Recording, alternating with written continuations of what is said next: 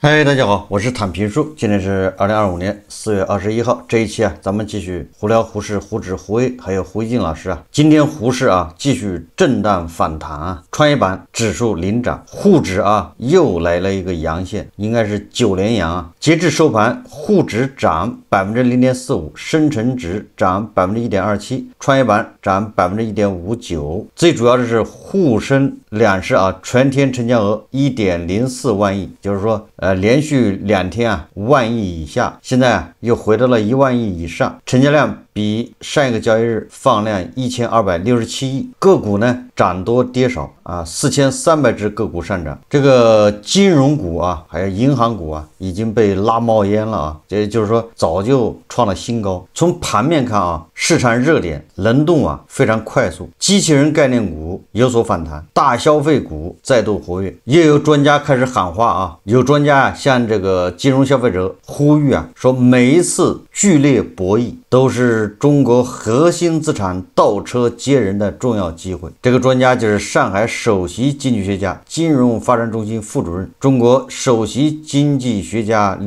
论坛理事，叫刘毅辉。他是昨天下午在一个策略会上发表了他的观点。这个刘毅辉表示这一次在短短10天之内，中美之间能够将贸易战打到顶格，对于特朗普来说应该是一件他没有预料到的事情。而特朗普没有预料到的事情不止这一件，除了中国迅速反制之外，还有美元资产股股债汇三杀这2天这个美元指数下跌比较厉害好像跌到了98%以下了。美国确实股汇债三杀以及西方盟友不配合。对于中国而言他说我们之所以在坐拥多种手段的情况下仍选择迅速回击，释放的态度信号是很明确的。显然我们看清了这个牌局，而这场牌局必须由我方来主导。中国的底气有3：人民币资产的落地，中国供应链在全球的统治力，以及中国科技出圈的能力。就像美国前财长耶伦形容的那样，美国发动关税战真正伤害的是自己，这其实是一场自残。这个专家这个说法跟咱们政府说法好像有出入政府说了，这个关税战没有这个赢的一方，但是这个专家的意思是美国发动关税战真正伤害的是美国自己，是美国自残。这个表述这个就相当微妙了对吧？明明说了关税战没有赢家，这个专家又说中国的宏大目标不是眼前的蝇营苟且，我们希望在世界内实现软件免费，硬件赚钱，生态为王，将 AI 应用的生态落地到中国比较优势最强的制造环节。就具体的资产配置角度来讲，刘毅辉再度强调所谓黄金10年，黄金未来中长期空间还很大，现在依然是一个很好的买点。说到资产配置的矛头一转，让你买黄金去，这个令人费解既然说中国资产是倒车接人，那你倒是买中国资产呢？怎么让人去买黄金呢？然后他说，就中国核心资产而言，我们应该借每一次中美间激烈博弈碰撞的时机，这是中国核心资产倒车接人的机会。只能说这专家现在已经学会了这个营销学会了这个搞流量中国资产倒车接人，那现在这个房地产是不是倒车接人呢？关于这个倒车接人还有其他专家也是这个逻辑叫鹏华策略优险灵活配置基金经理袁航，他说珍惜 A 股倒车接人的机会。你看他这个比刘毅辉范围小一点，刘毅辉说的是中国资产倒车接人，这个专家说的是 A 股倒车接人。这个关于 A 股倒车接人接了也快大半年了我记得去年9月底那个什么牛市之后不有很多经济学家说了吗？咱这叫倒车牛，开盘即收盘。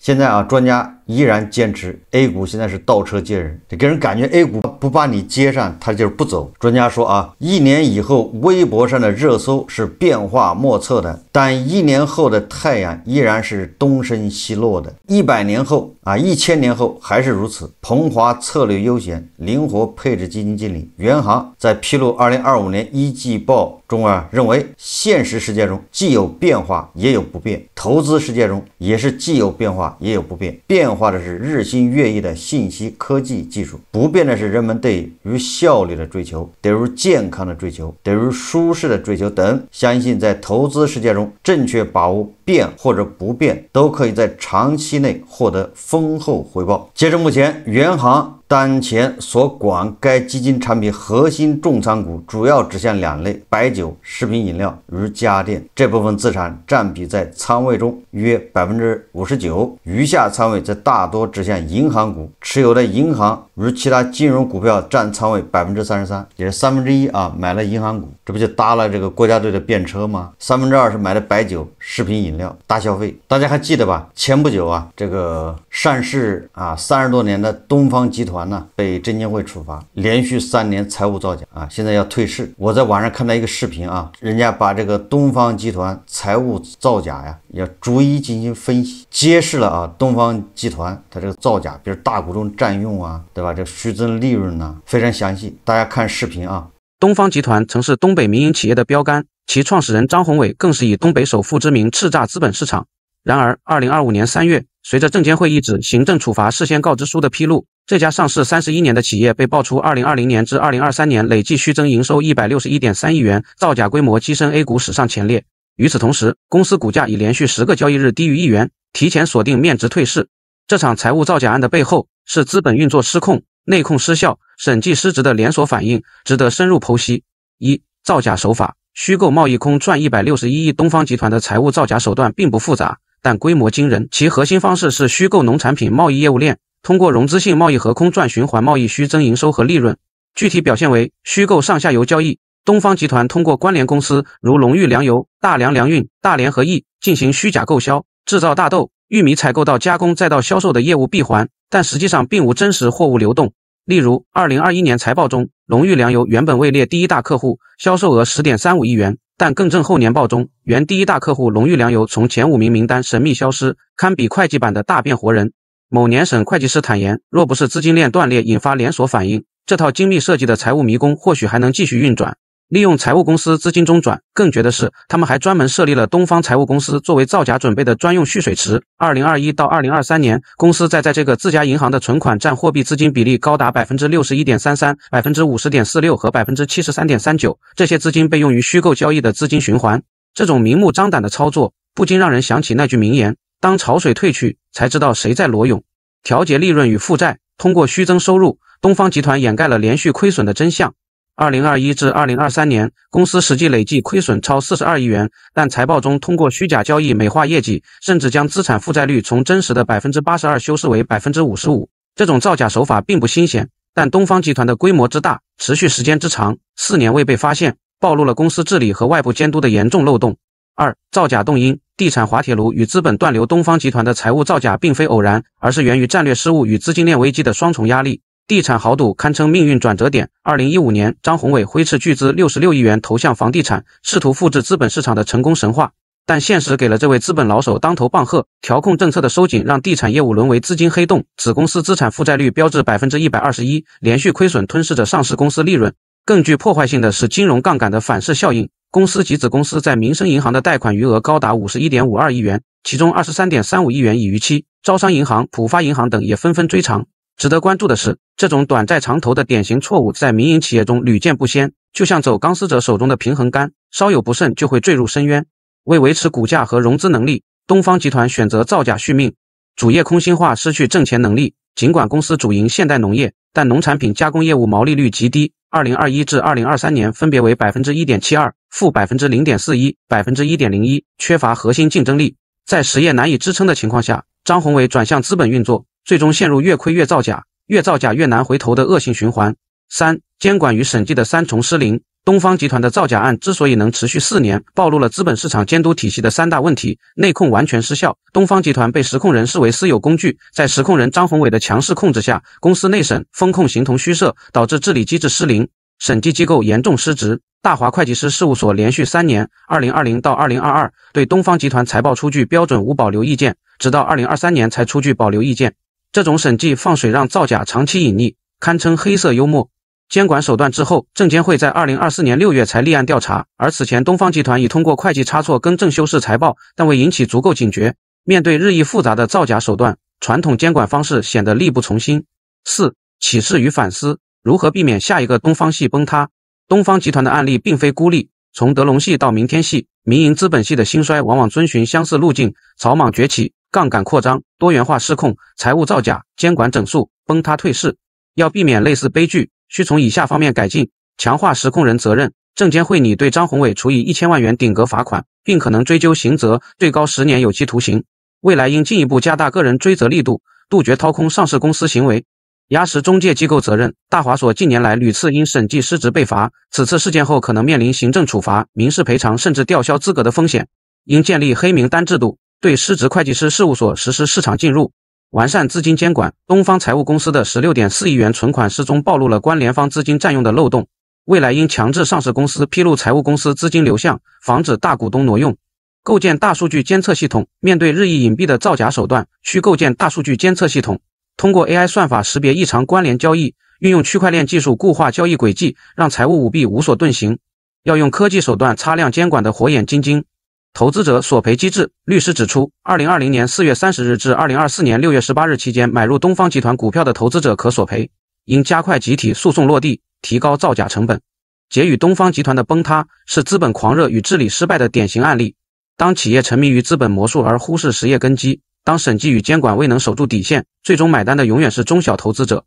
此案再次警示，脱离实体经济的金融游戏终将破灭。健康的资本市场不需要废墟上重生的悲壮叙事，而是需要筑牢不让废墟出现的制度长城。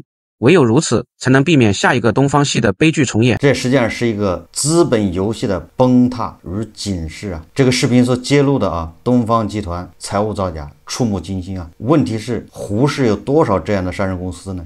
千万不要以为只有这一家呀！所以前不久应该上个星期，连这个吴小球都在论坛上高呼不要让东方集团跑了。我每次节目都在介绍这样的上市公司，实际上就要提醒大家，胡适5000多家上市公司，你知道有多少家像东方集团一样吗？暴露出来的、被查到的不过是冰山一角。这个视频也介绍了是怎么防范，比如说对上市公司要严监管，关键的是那些对吧，券商、会计师事务所、律师事务所，对他们也要进行严监管，对吧？一旦查到他们配合上市公司做假账，那么就让他们倾家荡产，对吧？取消他们市场准入，也就是以后你不要在资本市场吃饭。这一切我们以前节目都介绍过，说起来容易，做起来难。咱们一直说每一个不正常、反常的现象背后，它为什么可以大行其道，对吧？连我们都能一眼看出来，这个是不合理的，应该杜绝。应该取缔，对吧？应该让他家破人亡，但为什么还是乐此不疲就是对吧？一波接一波，前仆后继的呢？无非是后面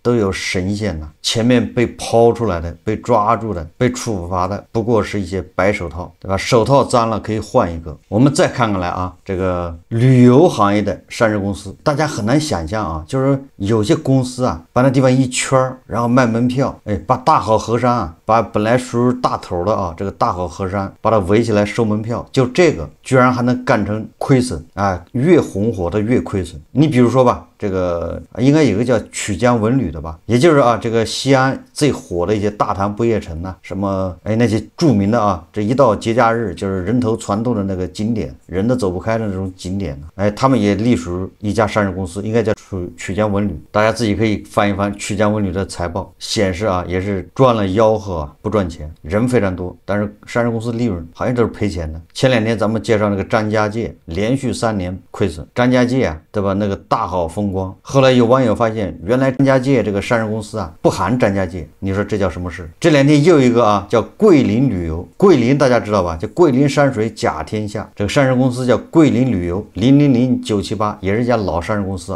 这就更有意思了。这个每日经济新闻4月20号有篇报道说桂林旅游累计亏损10个亿，大家不爱去桂林旅游了吗？你看看就把这个桂林山水甲天下给它圈下来卖门票，居然它能亏损10个亿。